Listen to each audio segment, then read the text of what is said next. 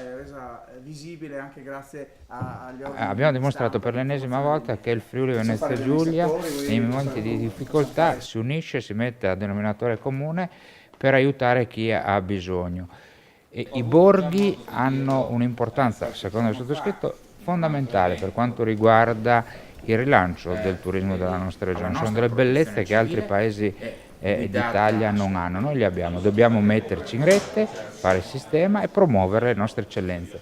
Abbiamo già iniziato col direttore generale di Promoturismo a lanciare questa nuova forma di promozione.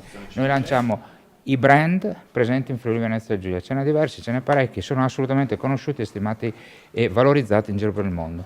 Sindaco, una grande, diciamo così, unione di tutti gli altri 11 borghi più belli d'Italia per questa occasione benefica per Sappada. Come verranno impiegati i fondi? Allora, innanzitutto ci tengo a ringraziare tutta l'Associazione dei Borghi per questa manifestazione di solidarietà nei confronti della comunità di Sappada. Per come useremo i fondi ci stiamo ragionando, perché ci piacerebbe trovare un intervento anche simbolo, quindi non, diciamo, non una messa in sicurezza o una cosa di prevenzione, ma proprio qualcosa anche che rimanga. Stiamo lavorando partendo dal legno, dal riutilizzo, quindi ci stiamo lavorando, non abbiamo ancora deciso. E la protezione civile in tutto questo è diciamo, protagonista.